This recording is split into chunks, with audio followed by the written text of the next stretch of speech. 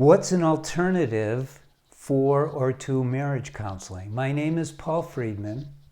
I founded the Marriage Foundation, and we have a free service where people write into us with their questions.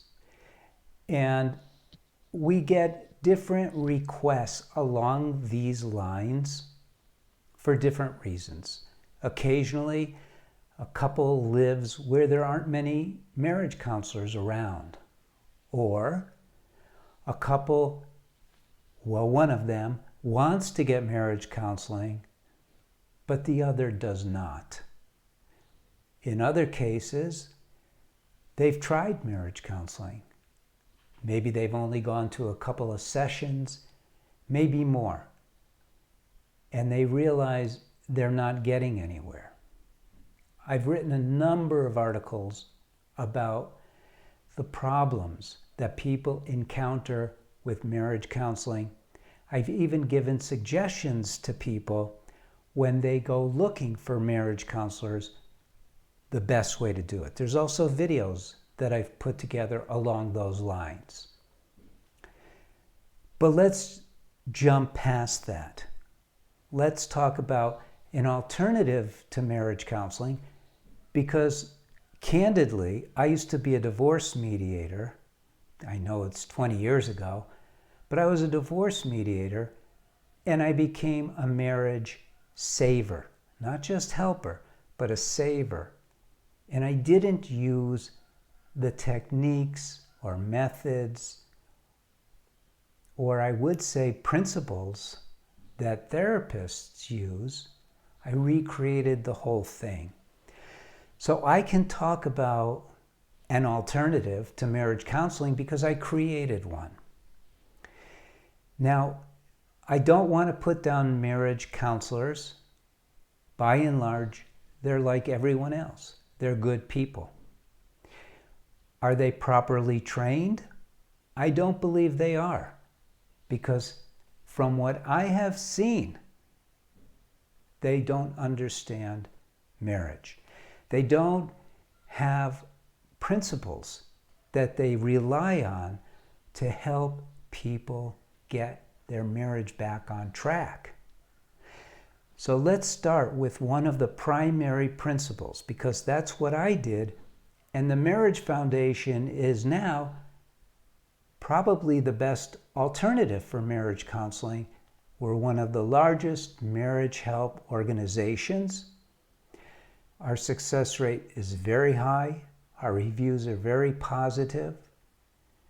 And most importantly, is we can help marriages not just get back on track, but go back or go forward to where a marriage is supposed to be. Let's ask the question, why did you get married in the first place? Let's not ask what's wrong with your marriage.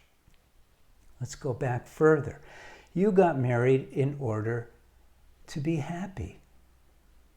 Now, it's become a common expression that the bride is going to experience the happiest day of her life on her wedding day. What? And then it's all downhill from there? Why should that be the happiest day? And why should the happiest days for the groom be his wife's happiness on the wedding day or during their honeymoon? And most honeymoons truly are a disaster. I hate to say it. Either because they're drunk the whole time, the couple's drunk, or they end up having their first fights, or they don't know what to do. So let's talk about it. You got married to be happier. So this is the principle that I begin with our alternative, that we need to bring you to a place of individual happiness. I don't believe in putting a couple in a room together, because the dynamic of that is going to be competitive, submissive, dominant. There's going to be a dynamic that doesn't progress the couple, doesn't progress either individual. And I learned this early on. I originally started working with couples, and then I started separating them. They could speak more freely, although I didn't give them much time to speak because I wanted them to be educated. I wanted them to understand. How? How can you, as an individual, make your marriage better? A lot of people say, well, it's a team effort. Well, it really isn't a team effort. It's an interesting thing, but if you think about it, you never give up your individuality, do you? You got free will individually. You didn't get collective free will. When you were born, you were endowed with free will, and so was your spouse to be. Free will, it's very important. And I stress this because of two things. One, you have to utilize that free will to improve yourself, to make yourself into the kind of person that you would respect, that you would love, that you would care for, and so that your spouse will love. And at the same time, you have to learn how to respect your spouse's free will. And it's not as easy as just having it been said. It's a very deep thing. One of the big things that happens at the Marriage Foundation, when people take our course, most people will write in after a little while. They get started, and we get started with this initial thing of working on yourself.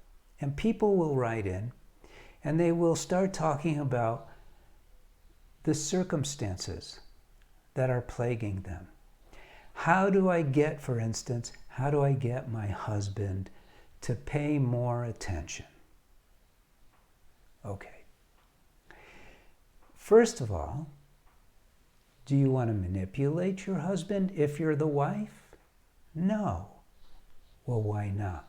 Again, I laid out all the universal principles that are so important to a marriage. The reason why you don't want to manipulate your husband is because you're banking on him loving you with his free will, that he wants to love you. Because from that love comes the happiness. You don't want the conditions to be just right, but him not love you or her not love you. You want your spouse's free will to be exercised. So you need to learn how to be receptive to who they are. You need to understand things that you don't learn in marriage counseling. You don't learn these things in marriage counseling. Another principle that is big alternative to marriage counseling is I recognize that you are a soul, not religious, we're not going religion here, but you are a soul, you have a body, right? You're not your body, and you have a mind. Those are your possessions. You're responsible to control both of those, to take care of both of those, but you're operating, you want to, as a soul. Unfortunately, in Western psychology, they don't teach that. They teach that the soul is an abstract idea. Go further. They teach that love is an abstract thought. They don't see it as any more than elevated like, which is really preposterous. If you think about, if you just recall while you were exchanging your vows, because this happens at every wedding, there's a period of time during the ceremony when everyone there feels this heart-opening moment. You can't describe it. Not well. But you know it's real. You know exactly what I'm talking about. That's love. It's a very spiritual component of marriage. It's the foundation of a healthy marriage, is going for the experience of unconditional love every single day. That's not what they do in marriage counseling. So in the alternative that I present, you're learning what's important. It's not important to figure out why he does this and she does that and blah, blah, blah, blah. Those are not important things. I liken that to noticing that you have a plant with yellow leaves. You can't fix the yellow leaves. You have to heal the plant. You have to heal your marriage. You can't heal the marriage unless you understand what marriage is all about. So this is the alternative that I present. It's an alternative of, in my mind, reality, what really is marriage. And I have this in my books. I got a couple of books. And if your marriage is really slipping into Disasterville, then you need the courses. One for men and one for women, because men and women are different. Even with same-sex marriages, you still have this biological component you have to deal with, whether you're male or female. And at the same time, to understand your spouse, who's either male or female, and how the biology impacts the mind. So the alternative to marriage counseling, and I know there's other alternatives too, but the alternative that I present to you, it's been working for 20 years. So we have the track record, but it's so logical. All the time, the counselors get emails saying, this is amazing. Children should be learning this stuff.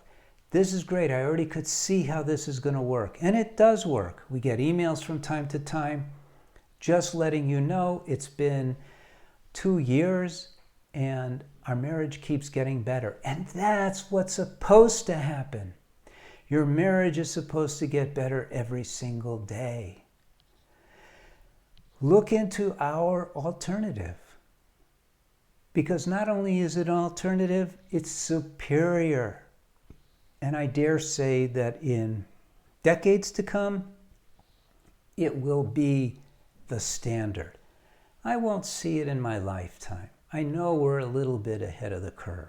That's okay. That's okay. Life is chiefly service anyway.